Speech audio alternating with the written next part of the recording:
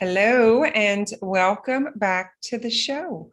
We are talking about human design and the six-line beings. Kim here and Danielle. Danielle, you want to go ahead and get started? Yeah. All right. Well, hey everyone. Yeah, thanks for coming to the show. Kim, it's not letting me record, so you might want to still hit record on the Zoom for that. But yeah, today I just wanted to talk a little bit about being a six-line being because there are several different profiles that have the six.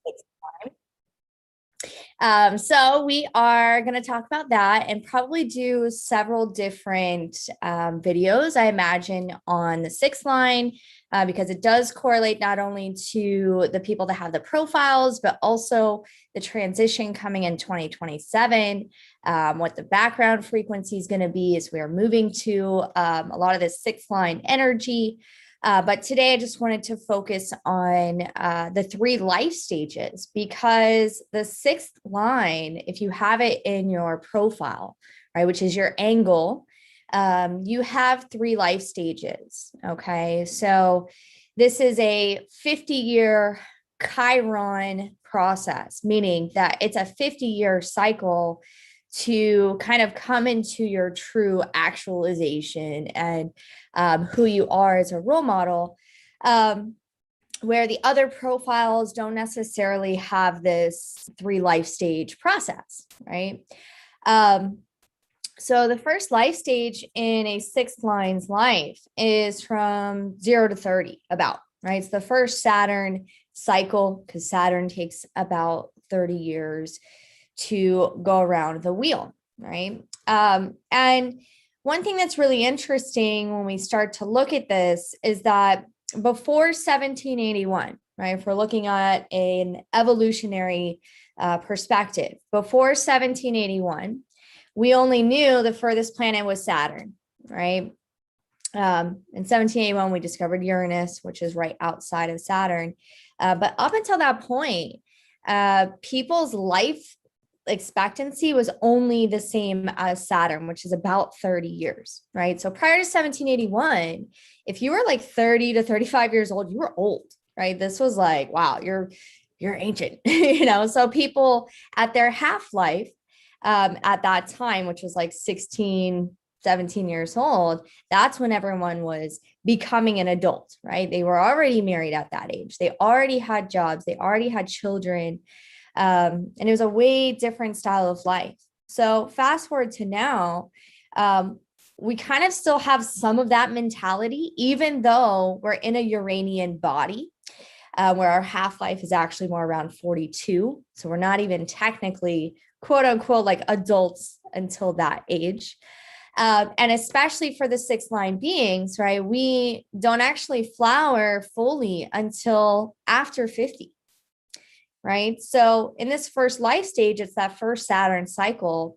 If you have a six line profile, if you're either a 6-2, a 6-3, a 4-6, or a 3-6, then this applies to you. Right. So the first 30 years, it's almost like you're a butterfly, but like in a cocoon, and you don't know. Right. And you're just kind of having these blinders on because you're actually in a different transition during that time. You're actually in a third line, which means that you're designed to bump into things through trial and error. So you have 30-year process of making mistakes, right? Trying to figure out what was correct, what was not correct. Lots of instability.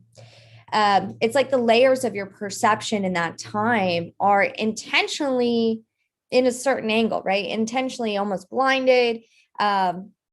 You start to find yourself and things like that, but there's a lot of instability. Things aren't working out.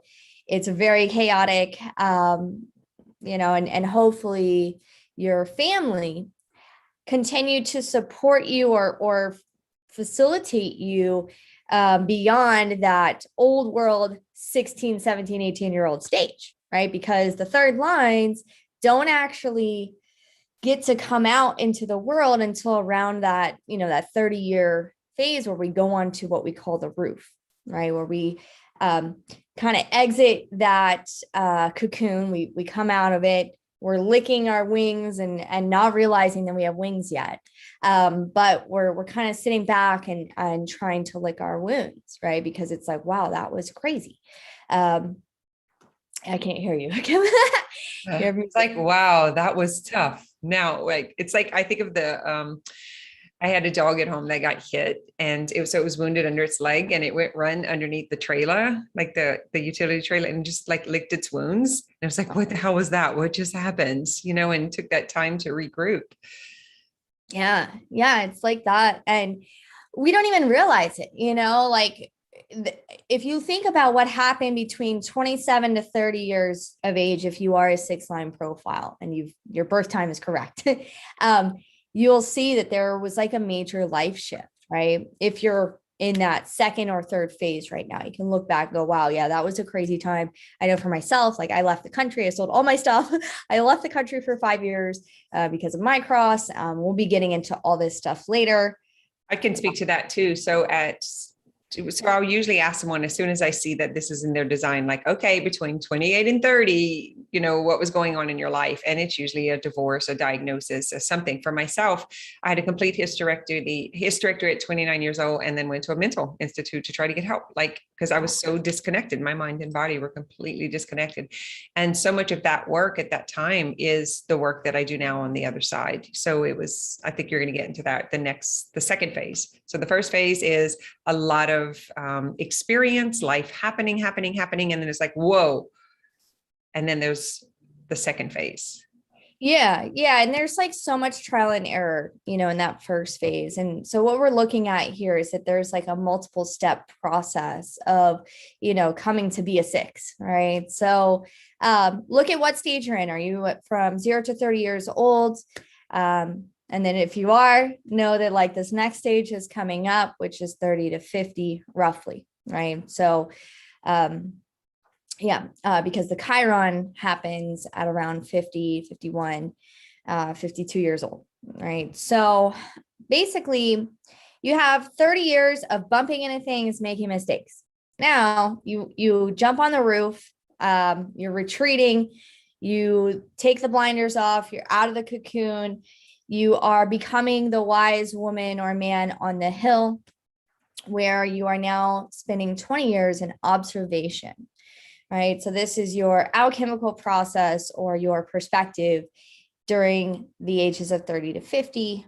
And rather than learning through bumping into things, now you're learning by watching, like what we call like the parade, everyone else in the world, seeing how they're doing it. Yes. Okay. I like how that person's doing that.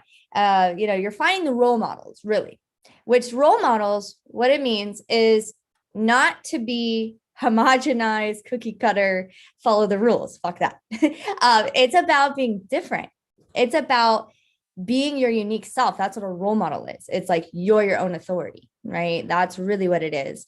And I just wanted to make sure that's clear for people. It's not about like being perfect. Yeah. And I see it as, it was like pulling away and like, what the hell was that? And how can I solve for this? Like it's like I was digging for the solution to figure out, like, if this ever happens again, or if someone else needs this help, whatever. But it was like coming up with solutions. So I like the way you say it's like you're kind of looking for who has this figured out, who has done this, like what, how can I do this? Finding those ways. I remember seeking out people who were married or who had grown children. And like, I was trying to figure out, how do they do that? Like, how do they stay married? How are they still in love? How are they, still getting along? And they haven't like thrown their kids out yet. They haven't done it.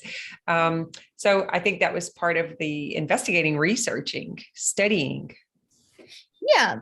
And like I said, what we're looking for when we're on the hill, when we've retreated, the dog that's licking its wounds and like looking out underneath the trailer, it's like, okay, we're really having this as their vantage point to see the frequencies of people that are like being their unique self, right? So we're really seeing homogenization, and then we're seeing unique selves, right? So that's what we're watching for, is like, oh, that's what it looks like for someone to be their unique self, even though it may not have anything to do with myself, right? It's like, wow, okay, I can feel that frequency. I can feel that frequency. I can see what that person is doing. And yeah, during that time period, which is the time frame I'm in the second stage. Kim is off the roof. She's in the last stage, which we're going to talk about. But during the second stage is when hopefully you realize that like you have wings. Maybe you're not flying yet because you're really just kind of observing and waiting, people coming to you. This is where you get your authority. This is where you get to make money. And they say a lot as well that because prior to the second stage, right, like the first 30 years, you may have thought that you found your soulmate, right? Like your person and may have kids and all those kind of things. A lot of times, sixth lines, when they hit their Saturn return, which is before 30, right? So right before 30, if they're with someone, they might realize, oh, wait, no, this isn't actually what I wanted. So a lot of times there is like that breakup or divorce, like Kim was saying. And then like or the negotiating and staying. We also see this. So there is the wake up and there is the awareness that something is off. But if you've been conditioned to believe that marriage is forever, you shouldn't quit a job to get another one, you might not. So then that actually plays into the fear factor, right? It's like, I've already committed. I need to stay and do this, especially for myself who has, the gate of commitment. And so it's like really important to stay and stick it out. And we've been taught like by the church, by society, that, don't be a quitter, make it last, move through it, go through it. So I noticed working with 6/2s and 4/6s even, that whenever that does happen, they almost go into a self-denial. Right. So sometimes it does look like it, but you don't follow through with it. And then, oh, for sure. Then comes well, that's the thing, like what you were saying, like the whole society, like, like just stick through it and all those things. It's all ego. It's literally, I remember, it might not be correct, Yeah. Someone close to me was going through a divorce because like he kind of treated her like ass. And my high school teacher was working out at my gym at the time. And she was saying, oh, those kids, they just don't stick with anything. They just hop and jump and go to the next one, like I thought about it for a minute and I was like, actually, that's the problem. It takes a lot more courage to leave when something is not working than it does to stay when it's not working. So it's like in that moment, I saw it completely different. And it takes a lot of courage to stand up and say, I love you. And it's not correct, or, we're not meant to be together. Yeah. And I would love to do a whole call just on that too. Cause as a 6/2, I've also experienced that a lot. Where it's just like, cause the whole thing with the sixth line is that it's like very black and white when it comes to relationships. It's very much like soulmate or not. So what I was saying is that like, so maybe you had a partner before 30, maybe you guys didn't make it. Maybe now you're in the second phase, like myself, like that's kind of my story, right? Or maybe you did make it through it and you're in the second phase now, right? Basically, if you're like myself, which was kind of hard for me to even come to realize a lot of times with this, is that Ra even states that a sixth line personality that goes through the Saturn phase and then is single from 30 to 50 is either going to settle for a less than role model like relationship, or just be single for like a while. I'm currently in a relationship right now, but they say with like the sixth line profile that it's more at 50 where we get to blossom and fly and meet our soulmate and all of these kind of things. I feel like I can speak to this in particular, because I'm fresh in it. I'm still in it. I'm just 53. And I'm recognizing now that when I was 48, I remember researching this and thinking I was going to die. There's no way I can go through this again, like go through all of that again. But with having the tools now and the awareness and just kind of watching it happen from a distance, has really helped. And then when I was like going through it, I thought it was like 50. Then I was like, holy shit, it's not ending. So it's like, must be 52, right? So then it's like, hey, pull my chart and tell me, what's happening, what's going on. Now I'm 53 and I'm like, hell, okay, by March, there's things astrologically happening that things are still changing. And now talking to other people who are off the roof who are 58 and 60, it's actually kind of like finding human design for the first time. You have that 7-8 years that things just start changing. Well, imagine that happening for that third stage. It's the same thing. It takes those years to acclimate and adjust and question, because the neural pathways are so deep. The conditioning is so deep. The environment has been created and built around it for 50 years. So that is the normal. That's the way you think things are. Unless, like you've done, you've actually left the vicinity. You left the environment, went live in a whole nother world and started questioning, taking this apart. I didn't. Yeah. I stayed in this environment. I raised the 5 kids. We now have all the grandbabies. I was here, having a local business and having an online business. And so it's like mine is simultaneously figuring it out, because I didn't like step away from it and create that distance. I did it while I was still in it. I don't think there is a right or wrong way. It was my way. It was my journey. And I learned a lot through it, because even when the relationship was rocky, it was more like, so what is there left in me? What is there left in me that's bubbling up and that's coming up? Because I never want to leave a relationship and go into another relationship that I attract the same exact thing. So it's like really being in that lull, I think, as we call it, Danielle, when you're that low, the kind of the apathy or the melancholy, like just kind of like figuring out where is the dissatisfaction for a generator. Now, some of you who are listening may not be generators, you may be projectors or reflectors, but for us in particular, I'm unsatisfied, I'm unfulfilled. That for me, that boredom and that dullness, especially having the 10, 15, code, it's a big deal. It feels like death. Like it's almost like my brain will go and try to find problems to solve, so that it's not dull, so that it's not boring, so that I can find breakthrough, so that I can keep doing something else, because the dissatisfaction is, it's almost like not wanting to be in it. So I go into problem solving. I hope that makes sense for someone who is experiencing this. I love that she's actively in the second stage and I'm actively in the third stage. And so we can bring a different perspective to the conversation. Yeah, absolutely. Yeah, and I'd love to do, like I was thinking about it, maybe we could do just like a little couple part series on the 6th line, because there's so much to talk about. It'd be like 4 or 5 hours that we'd want to like go through all that. Because there's so much along the lines of even what you were just talking about, like the boredom and the because the sixth line, like when we look at it, it's part of a hexagram, because the hexagrams, which are the gates, right? The gates correlate as well to the I Ching hexagrams. That's why you have lines, right? Like my sun is the 50.6, right? It's the 6th line of the hexagram. So when we just look at the hexagram structure in general, the 6th line is not even really almost sometimes seen as part of the hexagram, right? So let's just take the 10th gate as an example.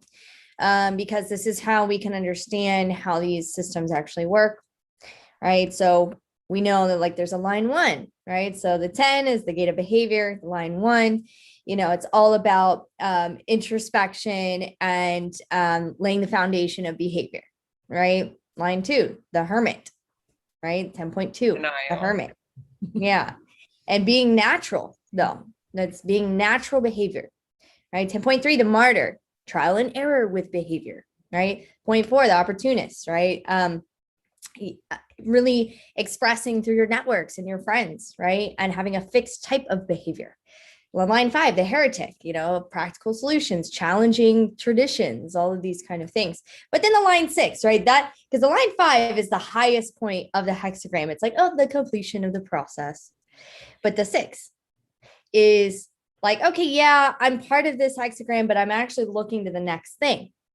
That's what a 6 is. Like, so wherever you have the line 6, whether it be in your lines, in your color, like substructure stuff, it's the mutative potential. It's the in-between, the transition between where you are now and where you're going, right? So when we have it as like our personality profile, we bring this mutative energy into the world. And what I'm going to talk about in some future calls is how the 6th line personality. So if you're a 6-2 or a 6-3 and you're a generator, we are the ones that are bringing in this new field of the future, right? Like what's coming in 2027. We're already starting to experience it because we are those transitionary mutative beings. We all are, right? So even if you aren't a 6th line profile, you probably have some 6 lines somewhere in your chart, right? So look at those gates have 3 life stages, right? In order to come to that fruition of being the looking beyond the gate, looking beyond whatever it is, right? The mutative potential.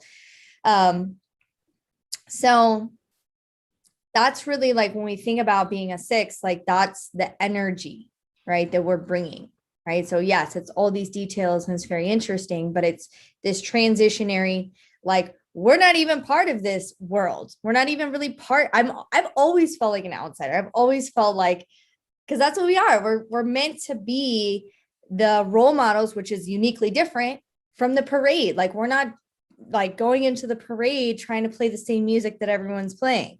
Right? It's boring. It just feels painful like, when you want to connect yeah. and belong. It's like it's against your very humanity to be a part of and to be with. You know, I have such a battle between the I and the we. Most of my podcasts and stuff talk about the we.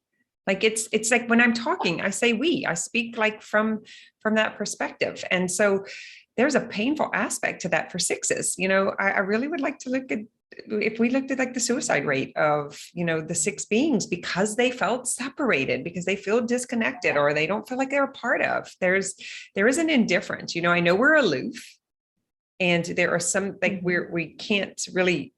don't really want to be down in, but then there's this coming here, and then like, oh, but it's like, it's a battle. It's been for me in particular, it's been a constant battle. And, you know, our designs are all unique and different and have potential in different areas, you know, so it could be something that's driving that. It could be conditioning. It could be my environment, you know, but I know for me, it is an angst that has been painful. Yeah. Yeah, absolutely. Well, I mean, it's mutated, you know, so it's coming in with all this chemistry, you know, because mutation is a quantum leap, right? So that, like you were saying, Kim, like you're looking for something else to do, you're bored, like what's happening, where's the breakthrough? And that's like what the 6 is doing. It's always looking beyond the horizon. Like we're on the hill, we're watching the parade down there, you know, we're watching how the world is operating, and we're like, what is this? And then we're looking over on the hill, like across, like, well, wait, like there's like other ways. And that's like what the future. Come with us. Yeah. Let's do this. Well, yeah. And it's crazy being a 6th line. I mean, there's all the lines have their different dilemmas, right? And I would love to talk about all of those. Yeah. What about so for the 6th line being, we see potential.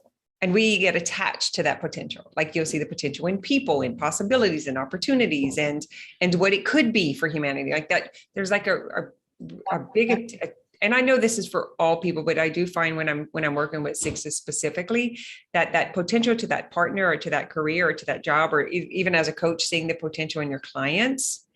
I'm curious about if it's because we can't see our own potential. And so we're not claiming our own potential. And so when we, like, it's so obvious to others. I'm just curious about them, just throwing it out and see if there's anything you had any feedback on that. Yeah, that's interesting. I mean, yeah, I mean, I think it's like we're designed as a 6-2 or a 6-3, because these are the left angles. So this would be maybe more you and I's experience, because the 3-6 and the 4-6 is a right angle. That's like different. But the 3-6 is, I'm sorry, the 6-3, 6-2, us people, it's confusing. Or more so about like, we learn a lot about our purpose and who we are through our interaction with the other, right? So it's more transpersonal, right? It's not as much internal and personal, like maybe a 1-3, right? Or a 2-4. Those kind of things. So yeah, that may be part of it, but yeah, I mean, also just being a 6th line in this world that's not meant for that right now. Like this is not the stage that we're in. Yeah, I do. That's coming. Yeah, the ideas I've had over the past, even in like, I've been in business for so long, and I'm putting it out there, but it's like 4 years later, someone else is like picking it up and taking off with it. So that's been painful also, because it created this self-doubt, you know, because like, man, I was so sure, like I saw it, I felt it. It was like, you know, I knew there was opportunity for it. the world just wasn't ready for it yet, and so it's that waiting, which could also be, a part of my design again, impatiently wanting to Yeah. express, the creativity and stuff that comes through instead of waiting and then responding. So that's something for me. I'm also curious about, so the way I see it is everything is projection and reflection. So if there's an angst for us, then where is it in me? Like, what am I not seeing? They're not seeing their potential. This is so frustrating. Turn it around. Anytime we say he, she, they, it's like, I am not seeing my potential. This is so frustrating. It's like kind of going into that. And I had a question I wanted to go with this the difference between like 6'2", 6'3" compared to 2'4", to 4'6" or 3'6". Is it in the being compared to in the body? Like when we talk about left angle and right angle, could you share a little bit about that before we end? Yep. So the 6, like the first number in your profile has to do with your personality, all those numbers on the right. So it's like more of like what you're aware of, your personality and all those aspects. The second number is more of the form, like it's carrying that energy in the body. So 6'2", the personality is the 6, the 2 is in the form, right? So 3'6", the 3 is in the personality and the 6 is being carried in the body, right? Which is a very different combination of form uniting with consciousness, right? So yeah, it is very different.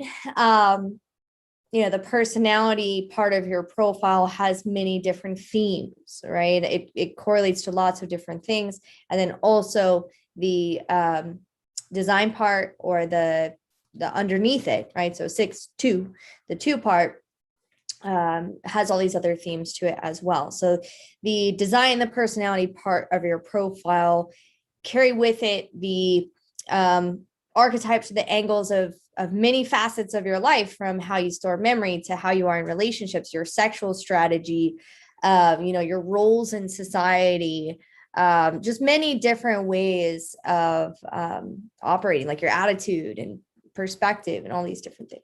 I'm thinking of it in this way, and just tell me if this is off, but I see it like the 6'2" and the 2 hermit body, like it's a demand for that going into the cave. Like it's like you can feel it in your being of, I've just got to step away from people. It's almost like we become the introvert, and it's